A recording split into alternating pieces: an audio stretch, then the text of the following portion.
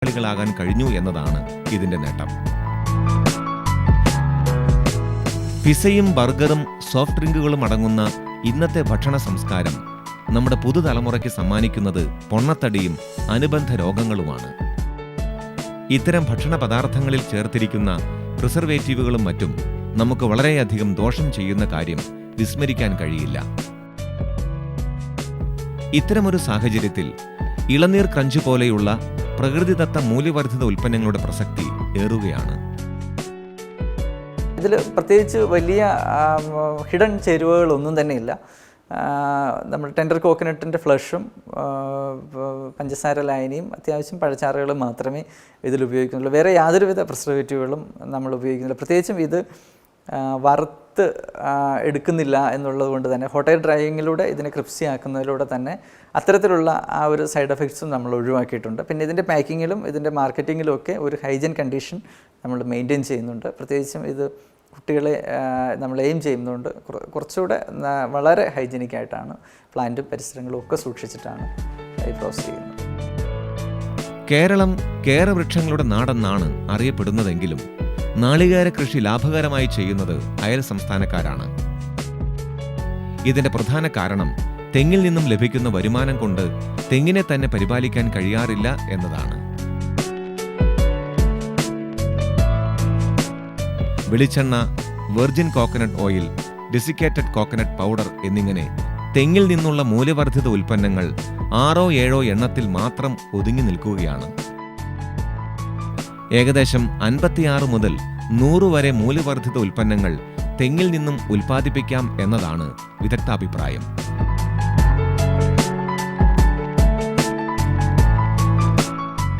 നമ്മുടെ ഒരു തെങ്ങിൽ ഒരു കൊലയിൽ 5-6 തേങ്ങയാണ് നമുക്ക് കിട്ടുന്നത്. അത് കയറി ഇടുന്നതിനുള്ള ചാർജ് കൊടുക്കുന്നതിനുള്ള കൂലിക്ക് പോലും അത് തികയുന്നില്ല. പക്ഷേ ആ സമയത്താണ് തമിഴ്നാടോ അല്ലെങ്കിൽ കർണാടക പോലുള്ള സ്റ്റേറ്റുകളുടെ ഒരു തേങ്ങയുടെ ഒരു കൊലയിൽ 35-40 തേങ്ങ ഉണ്ടാകുന്നൊരു സ്ഥിതിയുണ്ട്. നമുക്കറിയാം, നമ്മൾ 2 രൂപയ്ക്ക് തേങ്ങ ഇവിടെ വിറ്റുകൊണ്ടിരുന്നപ്പോഴും ഇത് കരിക്കായിട്ട് വിറ്റിരുന്ന, ഒരു മൂല്യവർദ്ധിതവുമാക്കാതെ കരിക്കായി വിറ്റിരുന്ന തമിഴ്നാട്ടിന് അപ്പോഴും 15 രൂപ 16 രൂപ റേറ്റ് കിട്ടിയിരുന്നു. അപ്പോൾ ഈ ഒരു സംസ്കാരം, ഈ മൂല്യവർദ്ധിത ഉൽപ്പന്നങ്ങൾ ഉണ്ടാക്കുകയും അതിനെ ആ രീതിയിലേക്ക് കർഷകരിലേക്ക് എത്തിക്കുകയും ചെയ്യുന്ന ഒരു സംസ്കാരം വളർന്നു വന്നെങ്കിൽ ഇവിടെ കൃഷിയെ നമുക്ക് നിലനിർത്തുന്നതിനായിട്ട് സാധിക്കുകയുള്ളൂ. തെങ്ങുകൃഷി ഏകദേശം അന്യം നിന്ന് വരുന്ന ഒരു കാലഘട്ടമാണിത്. മൂല്യവർദ്ധിത ഉൽപ്പന്നങ്ങളും അനുബന്ധ ഉൽപ്പന്നങ്ങളും വിപണിയിൽ ഇറക്കിയെങ്കിൽ മാത്രമേ തേങ്ങയുടെ വില പോലും പിടിച്ചു നിർത്താൻ കഴിയുകയുള്ളൂ. കാർഷിക വിളകളുടെ പുനരുജ്ജീവനത്തിന്റെ ഉത്തമ ഉദാഹരണങ്ങളായി മാറുകയാണ് മാറാടിയുടെ സ്വന്തം ഇളനീർ ക്രഞ്ച്. ഇത്തരം ഉൽപ്പന്നങ്ങൾ നേരിടുന്ന ഒരു പ്രധാന വെല്ലുവിളി ശക്തമായ ഒരു മാർക്കറ്റിംഗ് തന്ത്രത്തിന്റെ അഭാവമാണ്. മൂല്യവർദ്ധിത ഉൽപ്പന്നങ്ങൾ ഉണ്ടാക്കുന്നതിനായി ഇറങ്ങി പുറപ്പെടുന്നവർക്ക് ആവശ്യമായ സാങ്കേതിക വിദ്യയുടെ അഭാവം പലപ്പോഴും ഇത്തരം സംരംഭങ്ങൾക്ക് വിലങ്ങുതടിയാകാറുണ്ട്.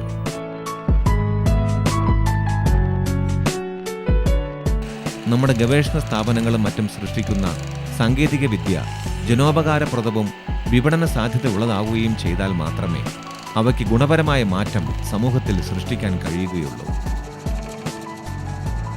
നമ്മളൊരു പ്രൊഡക്റ്റ് ഉണ്ടാക്കുക എന്നതിനേക്കാൾ അത് വിറ്റഴിക്കാൻ കഴിയുകയും അതിൽ നിന്നൊരു ലാഭം എൻ്റർപ്രണർക്ക് കിട്ടുകയും ചെയ്യുന്ന തരത്തിലേക്കുള്ള അതിനെ ഒരു മാർക്കറ്റബിൾ ആക്കി ആ പ്രൊഡക്റ്റിനെ മാറ്റുക എന്നുള്ളത്. ഇപ്പം നമ്മുടെ നാട്ടിൽ നിലവിലുള്ള പല ടെക്നോളജികളും ഇതുപോലെ മാർക്കറ്റ് ചെയ്യാൻ കഴിയാത്തതാണ്. ഇത് ഒരു 2-3 ഇപ്പോൾ വീട്ടിലുണ്ടാക്കി കഴിക്കാം, അതല്ലെങ്കിൽ ഒരു ലാബിൽ ഉണ്ടാക്കാം എന്നുള്ളത് കവിഞ്ഞ് ഇതിനെ ലാഭകരമായി മാർക്കറ്റ് ചെയ്യാവുന്ന തരത്തിലേക്കുള്ള ഒരു ടെക്നോളജി വളരെ കുറവാണ്.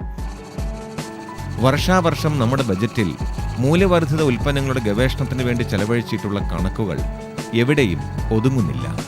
എന്നാൽ അതനുസരിച്ചുള്ള ഒരു ഫലവും കാണുന്നില്ല എന്നതാണ് വാസ്തവം. വലിയ വ്യവസായങ്ങളെക്കാൾ ചെറിയ എൻ്റർപ്രണർമാർക്ക് അഫോർഡബിളായ രീതിക്ക് ചെയ്യാൻ പറ്റുന്ന തരത്തിലുള്ള മൂല്യവർദ്ധിത ഉൽപ്പന്നങ്ങളുടെ ഒരു നിര തന്നെ ഉണ്ടാക്കിയെടുത്താൽ നമുക്ക് ഇപ്പം തേങ്ങ മാത്രമല്ല, കപ്പയിൽ നിന്നുണ്ടാക്കാം. ഇപ്പോൾ കപ്പ നമുക്കറിയാം 30 രൂപ വില കയറി, ഇപ്പോൾ കപ്പയ്ക്ക് 10 രൂപ വില. കേരളത്തിൽ ഒരു വ്യവസായ സംരംഭം ആരംഭിക്കുന്നതിനുള്ള സാഹചര്യവും അതിനുവേണ്ടി മുന്നിട്ടിറങ്ങുവാനുള്ള ആർജവവും ഓരോ ഘട്ടവും മുന്നിൽ വരുന്ന പ്രതിസന്ധികളെ നേരിടുവാനുള്ള കഴിവും വളരെ ചുരുക്കം ആളുകൾക്ക് മാത്രമേ ഉള്ളൂ. അനുദിനം ക്ഷയിച്ചുകൊണ്ടിരിക്കുന്ന കേരളത്തിലെ കാർഷിക സംരംഭങ്ങൾക്ക് ഒരു മാതൃകയാവുകയാണ് കാവ്പ്രാഡിന്റെ ഇളനീർ ക്രഞ്ച്.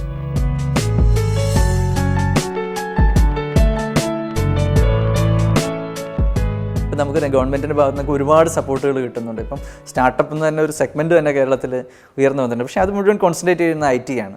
നമുക്കൊരു ഏറ്റവും സാധ്യതയുള്ളൊരു വ്യവസായമാണ് ഫുഡ് പ്രോസസ്സിങ്ങിൽ നിന്ന്. പക്ഷേ ഇത്തരം തലമുറ ഇപ്പോഴും കുറേ കുത്തകളുടെ കയ്യിലിരിക്കുന്ന ഫുഡ് പ്രോസസ്സിങ്ങോ അല്ലെങ്കിൽ ഇതുപോലെ കുടുംബശ്രീ യൂണിറ്റുകളുടെ ഫുഡ് പ്രോസസ്സിങ്ങോ അല്ലാതെ ഇതുപോലൊരു വേറിട്ട ചിന്തകളിലൂടെ വരുന്ന ആളുകൾ വളരെ കുറവാണ്. അങ്ങനെയുള്ള ആളുകൾ മുന്നോട്ട് വന്നാൽ അവരെ സഹായിക്കുന്നതിനും ഇത്തരം ടെക്നോളജികൾ, നമ്മൾ ഡെവലപ്പ് ചെയ്തിട്ടുള്ള ടെക്നോളജികൾ അവർക്ക് കൈമാറുന്നതിനും ഒക്കെ കൗപ്രാഡിൻ്റെ ഒരു ഫൗണ്ടർ എന്നുള്ള നിലയ്ക്ക് ഞാൻ തയ്യാറാണ്. അത്തരം ആളുകൾ മുന്നോട്ട് വരണം തന്നെയാണ് എൻ്റെ ആഗ്രഹം. പൈൻശ്രീ കുടുംബശ്രീ യൂണിറ്റിലെ സ്ത്രീകൾ തന്നെ ഉൽപ്പാദിപ്പിക്കുന്ന പൈനാപ്പിളിൽ നിന്നുള്ള മൂല്യവർദ്ധിത ഉൽപ്പന്നങ്ങളായ ജാമുകളും സ്ക്വാഷുകളുമാണ് നാളത്തെ ഞാറ്റുവേലയിൽ നാം പരിചയപ്പെടുന്നത്.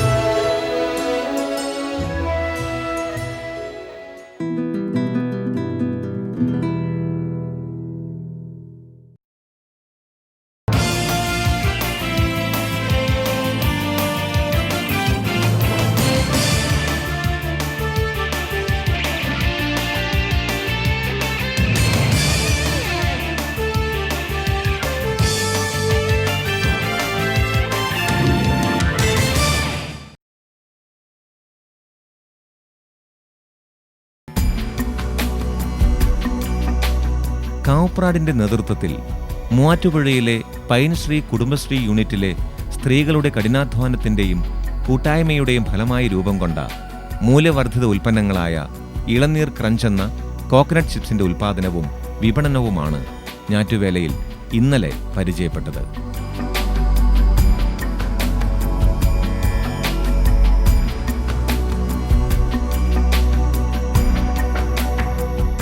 ഇതേ കുടുംബശ്രീ യൂണിറ്റിലെ സ്ത്രീകൾ തന്നെ ഉൽപ്പാദിപ്പിക്കുന്ന പൈനാപ്പിളിൽ നിന്നുള്ള മൂല്യവർദ്ധിത ഉൽപ്പന്നങ്ങളായ ജാമുകളും സ്ക്വാഷുകളുമാണ് ഇന്നു നാം പരിചയപ്പെടുന്നത്.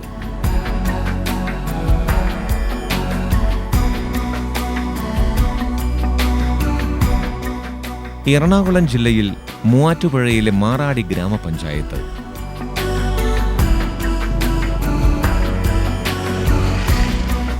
കാർഷികാഭിവൃദ്ധി വിളിച്ചോതുന്ന തൊടികളും തോട്ടങ്ങളും.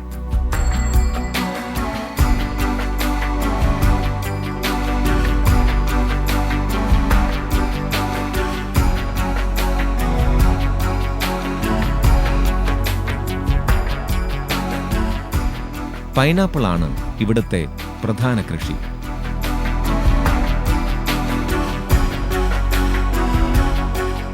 105ഓളം കുടുംബശ്രീ കൂട്ടായ്മകളുണ്ട് ഈ ഗ്രാമത്തിൽ. മൂവാറ്റുപുഴയുടെ മണ്ണിന് നേട്ടം കൊയ്യുന്ന സംരംഭ കൂട്ടായ്മയാണ് കുടുംബശ്രീയുടെ മാറാടി പൈനാപ്പിൾ ഉപഗ്രഹ കേന്ദ്രം. ആദ്യകാലത്ത് 10 അംഗങ്ങൾ ഉണ്ടായിരുന്ന ഈ സംഘം സ്ത്രീ ശാക്തീകരണത്തിന് മുൻതൂക്കം നൽകി പ്രവർത്തിച്ചു വന്നിരുന്നുവെങ്കിലും പിന്നീട് ഇത് സാമ്പത്തിക സാമൂഹിക ശാക്തീകരണത്തിന് വേണ്ടിയായി മാറി.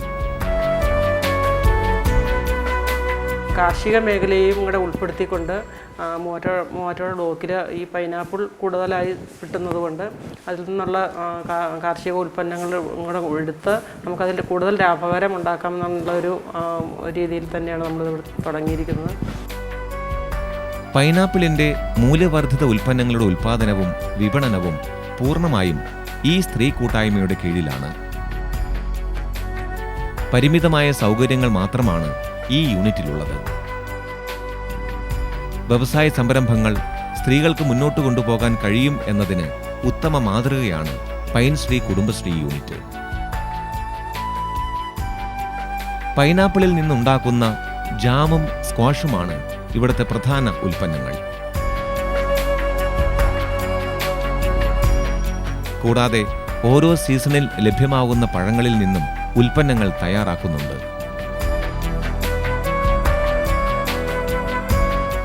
കുടുംബശ്രീക്കൊപ്പം ജില്ലാ പഞ്ചായത്തും ഈ പ്രൊജക്റ്റിൽ പങ്കാളികളാണ്. ജില്ലാ പഞ്ചായത്ത് 2007-2008 പദ്ധതിയിൽപ്പെടുത്തി ഏതാണ്ട് 14 ലക്ഷം രൂപയുടെ ഈ പൈൻശ്രീ ഫാക്ടറിക്ക് ആവശ്യമായ മെഷീനെല്ലാം സൗജന്യമായിട്ട് തന്നത് ജില്ലാ പഞ്ചായത്താണ്. പിന്നെ അതുപോലെ തന്നെ ഈ ബിൽഡിങ് നിസ്സാര വാടകയ്ക്കാണ് പഞ്ചായത്ത് ഈ യൂണിറ്റ് പൈൽശ്രീ യൂണിറ്റിന് കൊടുത്തിരിക്കുന്നത്. അതുപോലെ ഇതിൻ്റെ പുരോഗതിക്ക് വേണ്ടിയിട്ട് കുടുംബശ്രീ 10 അംഗങ്ങളുള്ള ഒരു കുടുംബശ്രീ യൂണിറ്റാണ് ഇവിടെ ഇത് പ്രവർത്തിച്ചുകൊണ്ടിരിക്കുന്നത്. അവർക്ക് വേണ്ടിയിട്ട് എല്ലാ സഹായങ്ങളും പഞ്ചായത്തിൻ്റെ ഭാഗത്തുനിന്ന് ഇതുവരെ ചെയ്തിട്ടുണ്ട്. പൈൻശ്രീ ഉൽപ്പന്നങ്ങൾ തയ്യാറാക്കുന്നതിന് മുന്നോടിയായി രാജ്യാന്തര നിലവാരമുള്ള സ്ഥാപനങ്ങളിൽ നിന്ന് ലഭിച്ച പരിശീലനം ഈ സ്ത്രീകളെ തെല്ലൊന്നുമല്ല സ്വാധീനിച്ചത്. ഞങ്ങൾ ആദ്യം കാലടിയിലൊരു ഇൻസ്റ്റിറ്റ്യൂട്ടിലാണ് പോയത്. അത് കഴിഞ്ഞ് പിന്നെ മൈസൂർ പോയി. മൈസൂർ 10 ദിവസത്തെ ട്രെയിനിങ് ആയിരുന്നു. അവിടെ നിന്ന് ഒത്തിരി ആൾക്കാരുമായിട്ട് ഇടപെടാനും ഒക്കെ സാധിച്ചു. പിന്നെ ഇവിടെ വന്നിട്ടാണെങ്കിലും നമ്മൾക്ക് മറ്റുള്ളവർക്ക് 2 പ്രാവശ്യം ട്രെയിനിങ് വെച്ചു. ഇവിടെ അവർക്ക് പഠിപ്പിച്ചു കൊടുക്കാനൊക്കെ സാധിച്ചിട്ടുണ്ട് 2 പഞ്ചായത്തിന്. പിന്നെ ഇപ്പോൾ പഞ്ചായത്തുകൾ ട്രെയിനിങ് വെക്കാൻ പറയുന്നുണ്ട്. നമുക്ക് സമയക്കുറവ് കാരണം വെക്കാൻ പറ്റിയിട്ടില്ല. പോഷകമൂല്യമുള്ള പൈനാപ്പിൾ ഇനമായ കണ്ണാറ എന്ന നാടൻ ഇനമാണ് ഉൽപ്പന്നങ്ങൾ ഉണ്ടാക്കുന്നതിന് തെരഞ്ഞെടുത്തിരുന്നത്. മധ്യകേരളത്തിലെ കുന്നിൻ ചെരുവുകളിൽ കൃഷി ചെയ്യുന്ന ഒരിനം പൈനാപ്പിളാണിത്. ഈ ഇനം പൈനാപ്പിൾ ഉപയോഗിക്കുക വഴി കുടുംബശ്രീ യൂണിറ്റുകൾ തങ്ങളുടെ സാമൂഹിക ബാധ്യത കൂടി നിറവേറ്റുകയാണ്.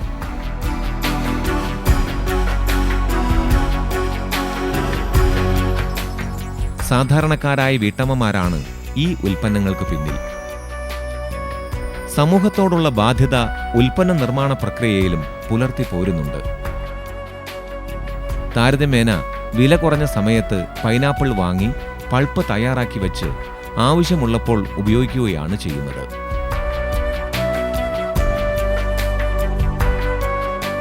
അവർക്ക് ജീവിതത്തോടുള്ള അല്ലെങ്കിൽ സമൂഹത്തോടുള്ള ആ ഒരു കമ്മിറ്റ്മെൻറ്റ് ഈ പ്രോഡക്റ്റിൻ്റെ ഉൽപ്പാദന പ്രക്രിയയിലും അവർ പുലർത്തുന്നുണ്ട്. അത് അവർ മനഃപൂർവ്വം ചെയ്യുന്നു എന്നതിനേക്കാൾ അവരുടെ ഒരു ജീവിത രീതിയുടെ ഭാഗമായി അവർ കാണുന്ന ഒരു ജെന്യുവിനിറ്റിയാണത്. ആ ജെന്യുവിനിറ്റി കൊണ്ട് തന്നെ അത് സമൂഹത്തിന് വളരെ ഗുണകരമാണ്. ഇത്തരം ഒരുപാട് മായം കലരാത്ത, പ്രത്യേകിച്ചും നമ്മൾ ജാമൊക്കെ കഴിക്കുമ്പോൾ അതിൽ പഞ്ചസാരയുടെ കണ്ടൻ്റ് ആയിരിക്കും കൂടുതൽ. പക്ഷേ ഇവിടെ അതിൽ നിന്ന് വ്യത്യസ്തമായിട്ട് ഒരു ഫ്രൂട്ടിൻ്റെ കണ്ടൻറ്റ് കൂടുതലായിട്ട് കിട്ടുന്നതിനുള്ളൊരു കാരണം ഇവരുടെ മനസ്സിലെ ഈ ജെന്യുവിനിറ്റിയാണ്. ആ ഒരു നാടൻ മനോഭാവമാണ്. ഒരു സമയത്ത് 75 കിലോഗ്രാം വരെ പൈനാപ്പിൾ ഉപയോഗിച്ച് ഉൽപ്പന്നങ്ങൾ നിർമ്മിക്കാവുന്നതാണ്.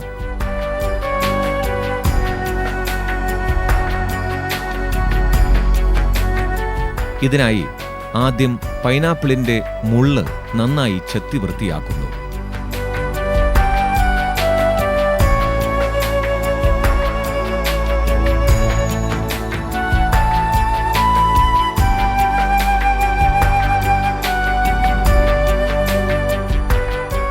കൃത്യമായ ശുചിത്വ സംവിധാനങ്ങൾ പാലിച്ചാണ് ഇവർ ജോലിയിൽ ഏർപ്പെടുന്നത്.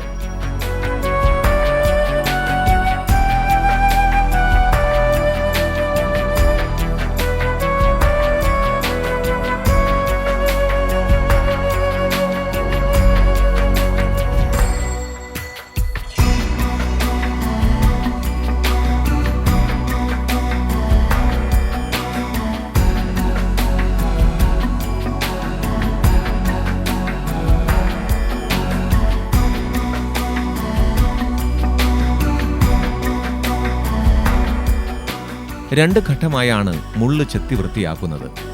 പുറത്തെ മുള്ള് നീക്കം ചെയ്തതിന് ശേഷം മുള്ളോട് കൂടിയ കാമ്പ് ചെത്തിയെടുക്കുന്നു.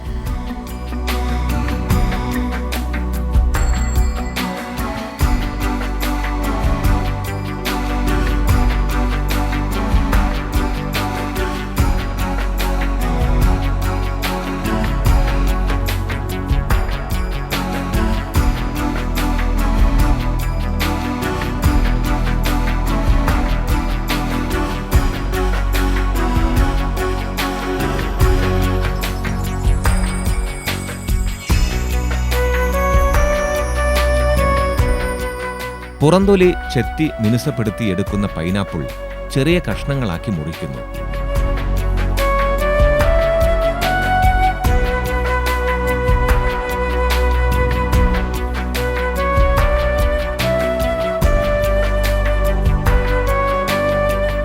ഒരു കിലോ പൈനാപ്പിളിൽ നിന്ന് 600 ഗ്രാം പൾപ്പ് കിട്ടും.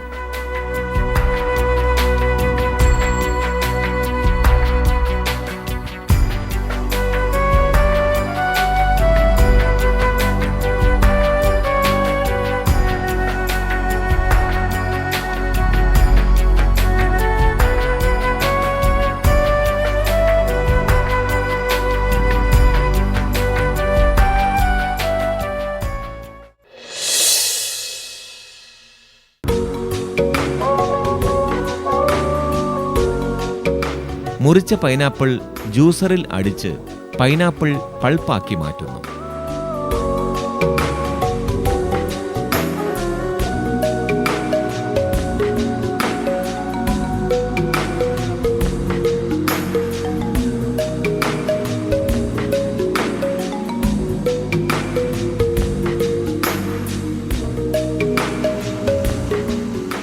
എ, ബി എന്നീ 2 ഘട്ടങ്ങളിലായാണ് പൾപ്പ് തയ്യാറാക്കുന്നത്.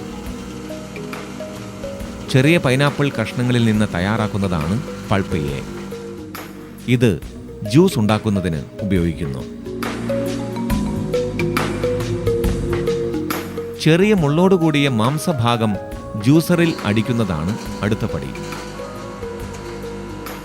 ഇങ്ങനെ തയ്യാറാക്കുന്നതാണ് പൾപ്പ് ബി.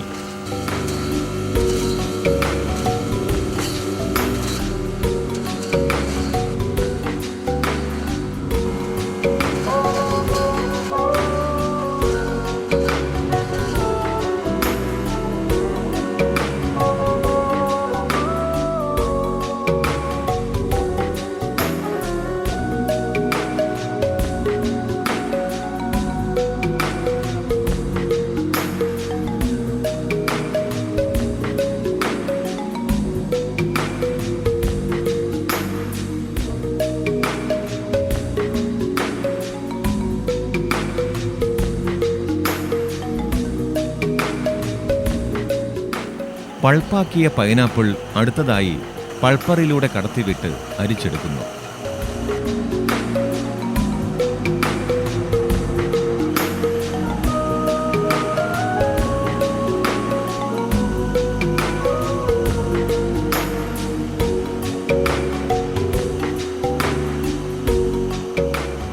അരിച്ചെടുത്ത പൾപ്പ് ശേഖരിച്ച് ആവശ്യാനുസരണം ജാം, സ്ക്വാഷ് എന്നിവ ഉണ്ടാക്കുന്നതിന് ഉപയോഗിക്കാം.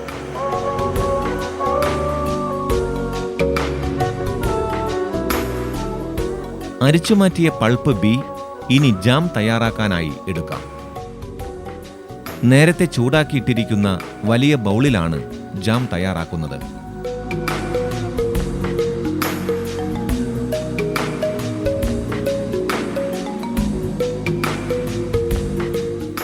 ബോയിലർ ഉപയോഗിച്ചാണ് ഈ ബൗൾ പ്രവർത്തിക്കുന്നത്. വിറകുപയോഗിച്ച് ബോയിലർ കത്തിച്ച് അതിലൂടെ ലഭിക്കുന്ന നീരാവി പൈപ്പിലൂടെ ബൗളിലേക്ക് കടത്തിവിട്ടാണ് ഇത് ചൂടാക്കുന്നത്.